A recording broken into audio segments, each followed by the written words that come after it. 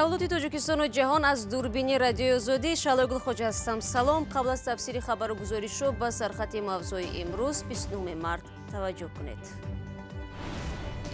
Агар пулро надиҳед, барқ ҳам намешавад. Ширкати барқи Тоҷик аз сокинон хост, ки ҳарчи зудтар пули барқи ба насия гирифтаашонро супоранд. музокирот идома дорад. Нархи интернет дар Тоҷикистон ҳанӯз ниҳоӣ нашудааст. Коршиносон тасмими гарон кардани нархи интернетро ғайриқонунӣ меноманд. таи 2 сол боз мушоҳида мешавад ҷои он ки нархи интернет поёнтар равад ва сифаташ хубтар шавад, баръакс гарон мешавад. ва сафари Путин ба Бишкек, сӯзишномаи пойгоҳи низомӣ такмил шуд. Бар асоси протоколи нав пойгоҳи Кант густариш меёбад. ширкати барқи Тоҷик баъди шикоятҳои зиёди сокинон сабаби қатъи нируи барқро дар Тоҷикистон тавзеҳ дод. Ин ширкат дар изҳороти наве қарздории аҳолиро ба унвони яке аз сабабҳо ном бурдааст, ки боиси маҳдудият дар интиқоли барқ гаштааст. Дар изҳорот омадааст, дар чунин шароит таъмини пурра бо барқ ғайриимкон аст. аммо чанде пеш намояндаи ширкат гуфта буд, ки ба таври реҷавӣ додани барқ ба корҳои таъмирӣ вобаста аст. Зарангези Наврӯзшо бо тафсилоти бештар. ширкати барқи Тоҷик аз муштарионаш хостааст сари вақт пули барқро пардохт кунанд, вагарна мумкин аст барои як нафар як маҳалла ё як деҳ аз нируи барқ маҳрум шаванд. баъди сукути тӯлонӣ дар робита ба маҳдудият дар интиқоли нируи барқ ба хонаҳои мардум, ширкати барқи Тоҷик гуфтааст, як сабаби маҳдудият ҳам напардохтани пули нируи барқ аз сӯи сокинони кишвар аст. дар муроҷиатнома омадааст, ки мардум аз ширкат 1 миллиард сомонӣ қарздор аст. ширкати барқи Тоҷик таъкид намудааст, ки имкони қатъ кардани барқи ҳар муштарии қарздорро дар алоҳидагӣ надоранд ва дар сурати зиёд шудани муштариёни қарздор маҷбур мешаванд барои як нафар як деҳа ё як ҷамоатро хомӯш кунанд. ин ширкат мегӯяд дар сурати сари вақт пардохт шудани маблағи барқ тамоми мушкил дар ин соҳа ҳал мешавад. аммо мардум мегӯянд ин пулро сари вақт мепардозанд. ҳисоби китоб қатима меом месупор мерам. чанд қа ман истифода бурдам, ҳаму қара бо ма оварда месупор мерам. фасли хунук буд, камтар зиёдтар буд. ҳозир хай чӣ меган? Не. Чунки мо хай худамон ҳам истифода мебарем барқа. аммо коршиносон ба ин ки сабаби аслии маҳдудият дар нируи барқ қарздории мардум аст, бовар надоранд. اساس ندارد طوری که خودمون میدانیم اگر که یک روز طاقت نمیکنه یک روز نسپارید برقتون قطع میکنه. барқи Тоҷик ширкати азими давлатии энергетикии Тоҷикистон аст ва солҳост, ки масъалаи қарзи зиёдашро ҳал карда наметавонад. сабабҳои ин мушкилотро дар мудирияти нодуруст медонанд. Владимир Путин, раиси ҷумҳурии Русия, зимни сафари якрӯза ба Бишкек ҳузури низомии кишвараш дар Қирғизистонро баррасӣ кард. ӯро раиси ҷумҳур Сооронбой Ҷэймбеков дар қароргоҳаш ва бо баргузории маросими хос пешвоз гирифт. ду раҳбар гуфтанд, ки Русияву Қирғизистон ҳамчун шарикони боэътимод ва стратегӣ ҳамкориҳоро тақвият мебахшанд. Русия соли 2003 дар шаҳри Кант пойгоҳи низомӣ таъсис дод. Сергей Лавров, вазири умури хориҷии Русия, моҳи гузашта гуфт, моил ба боз кардани як пойгоҳи дигар дар Қирғизистон аст. хадамоти зиддинисории Тоҷикистон нархи феълии интернетро яке аз арзонтаринҳо дониста мегӯяд, рӯзҳои наздик нархномаи нав эълон мешавад. қарор буд аз 27 март интернет дар Тоҷикистон гарон мешуд. ҳоло ин ниҳод бо талаби ширкатҳои мобилӣ нархи онро бозбинӣ дорад. қаблан хадамоти зиддинисорӣ нархи 1 мегабайт интернетро на кам аз 5 дирам муқаррар карда буд. дар он сурат нархи 1 гигабайти он бо назардошти андоз аз арзиши иловашуда тақрибан ба 70 сомонӣ баробар мегашт. дар ҳамин ҳол коршиносони радиои Озодӣ дар як мизи гирд, ки дар душанбе ҳамкори мо Моло Раҷаб Юсуфӣ орост, тасмими хадамоти зиддинисориро нодуруст ва ғайриқонунӣ номиданд. Мы, как специалисты в этой области и как граждане этой страны, мы сами были бы не прочь узнать ответ на этот вопрос. мо ҳамчун як мутахассис ва шаҳрванди Тоҷикистон худамон ҳам мехостем ҷавоб ба ин суолро пайдо кунем. чизе ки ҳоло сурат гирифтааст ин аст, ки таи 2 сол боз мушоҳида мешавад ҷои он ки нархи интернет поёнтар равад ва сифаташ хубтар шавад, баръакс гарон мешавад ва хадамоти ширкатҳои мобилӣ ва провайдерҳои интернетӣ сус мешавад. сол то сол маълум мешавад, ки вазъият бадтару бадтар шуда истодааст. агар шумо дар хотир дошта бошед, мо барои бунёд нашудани маркази ягонаи коммутатсионӣ 10 сол мубориза бурдем, вале оқибат он бунёд шуд. аз ҳама чизи номаълум барои мо мутахассисон ин аст ки ташаббуси боло бурдани нарх аз тарафи мақомоте анҷом мешавад ки дар асл бояд аз беасос боло рафтани нархҳо ва инҳисори бозор ҷилавгирӣ кунад. мо дар ин бора ба хадамоти зидди инҳисорӣ, додситони кул, дастгоҳи иҷроияи президент ва омбудсмен мактуб кардем, вале ягон ҷавоби мушаххасеро дарёфт накардем. تشکر زیاد. محترم شکرشان که نظر شما چی است؟ چرا حکومت به این واکنش های مردم به ناراضگی مردم پاسخ نمیدهد؟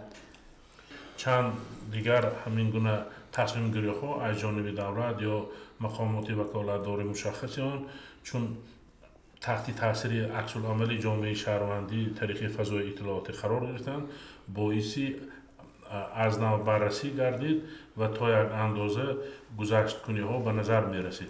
بنابراین این دفعه نیز نوابسته از آن که دولت به طور رسمی واکنش نشان نداد، ولی سوبیکت های فضای اطلاعات جامعه شهروندی به طور عمومی در زمینه منفعت های عمومی عمل کردند و توانستند که افکار جمعیتی را به وجود آورند و در نتیجه عامل های بیرونی نیز در رابطه با این موضوع ابراز عقیده درست است.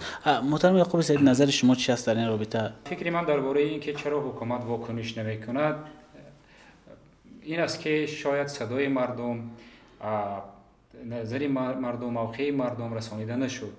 یعنی یک واکنش دست جمعی منسجم مردمی پدید ناومد و به می خاطر حکومت هم جدی نگرفت. اگر مثلی که در مورد طوری که دیگر رو ذکر کردم در مورد بالا بردن ارزش سیم کارت ها بود، مردم به طور دست جمعی واکنش نشان دادند. بینندگان عزیز، میزگرد کامل و صحبت‌های بیشتر مهمانان رادیو آزادی رو میتوانید در کانال آزادی ویدیو و وبسایت azadi.org تماشا کنید. میخواهید هر روز اخباری تازه از تاجیکستان را بخوانید؟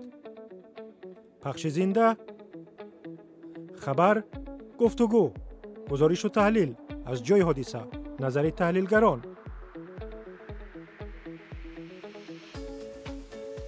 مستقیم در تلفن شما از زمینه رادیو آزادی.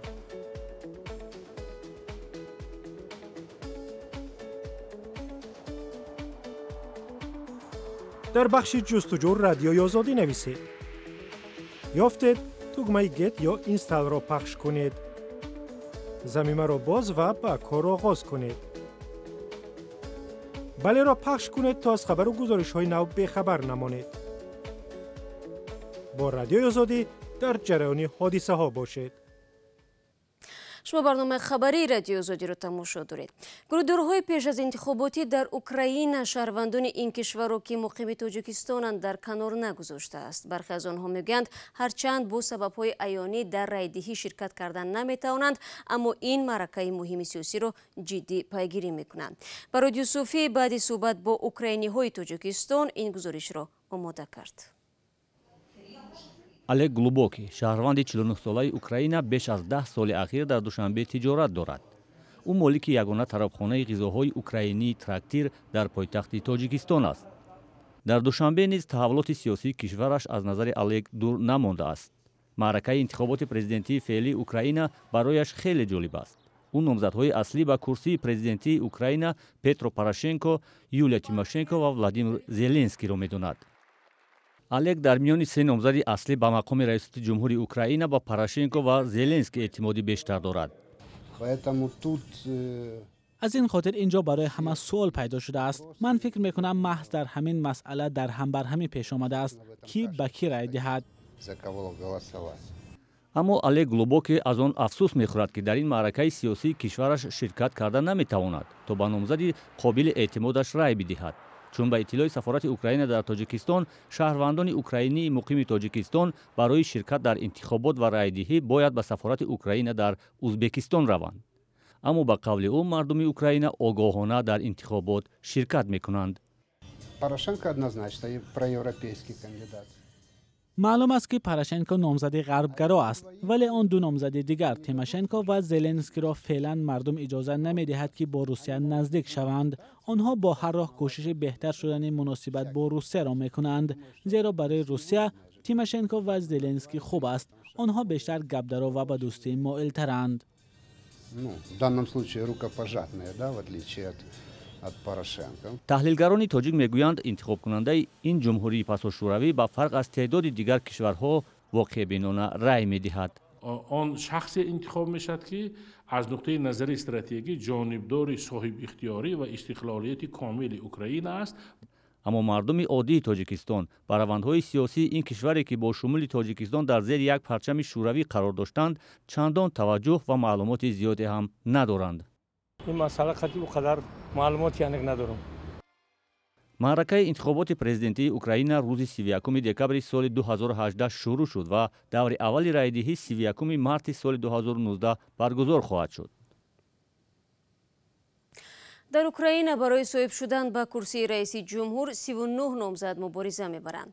рӯзи панҷшанбе натиҷаҳои назарсанҷии пеш аз интихоботиро эълон карданд ки дар он ҳаҷвнигор Владимир Зеленский пешсаф аст. бештари райдиҳандагон ки аллакай номзади мавриди назари худро интихоб намуданд, аз ӯ пуштибонӣ мекунанд. дар бораи шахсияти ин ҳаҷвнигор Тоири Сафар гузориш медиҳад.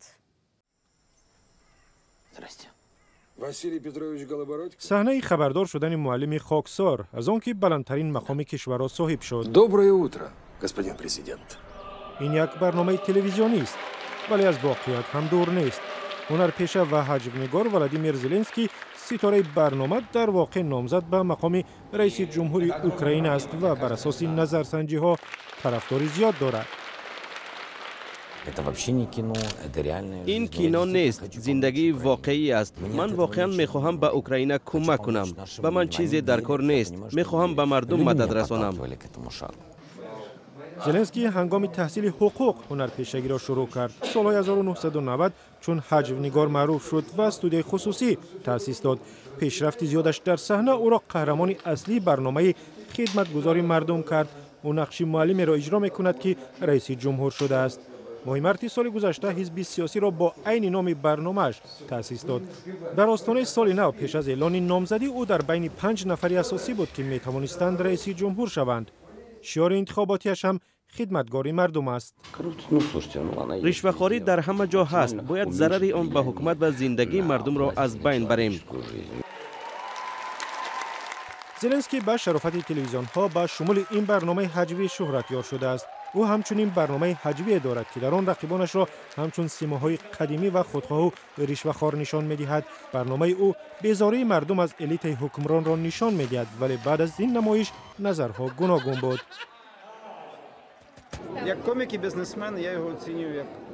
او را من همچون حجو‌نگار و صاحبکار احترام میکنم. من او را همچون سیاستمدار نمیدانم و فکر نمیکنم پرزیدنتی برای تجربه آموختن باشد.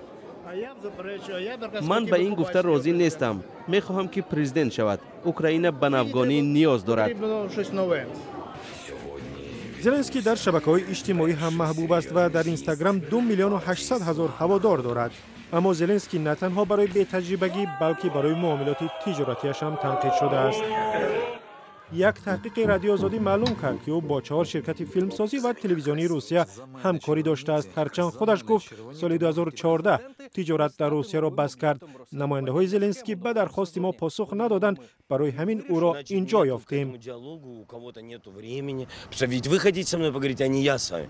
Когда мне надо, ну и что? Послушай, я вам отвечаю, я вам ничего не должен. Я должен только своим родителям. Мне неприятно формат вашего разговора со мной. زلنسکی دیرتر معاملات تجارتی در روسیه را اعتراف کرد و وعده داد از آن دست میکشد. با وجود این در معرکه تبلیغاتیش شاهد تظاهرات شد. منتقدان او را همچون لختک ایگور کلامویسکی ثروتمند اوکراینی میشمارند که برنامه‌هایش در تلویزیون او پخش میشوند. اما ظاهری تنقیدها ظاهراً زیاد به او اثر نکرده است. اگر نظرسنجی‌ها درست باشند پس خنده اخیر را حجو‌نگار خواهد کرد که نامزد به مقام رئیس جمهور شده است. با این مطلب برنامه امروز رو انجام میدیم. گزارش از این بیشتر شما میتونید در آزادی ویدیو کانال ما در یوتیوب تماشا کنید. وبسایت رادیو آزادی www.azadi.org در خدمت شماست. فردا ما برنامه خبری نداریم و ما صبح بر وقت نوید بامدادی تقدیم میشود. تا فردا، خدا نگهدار.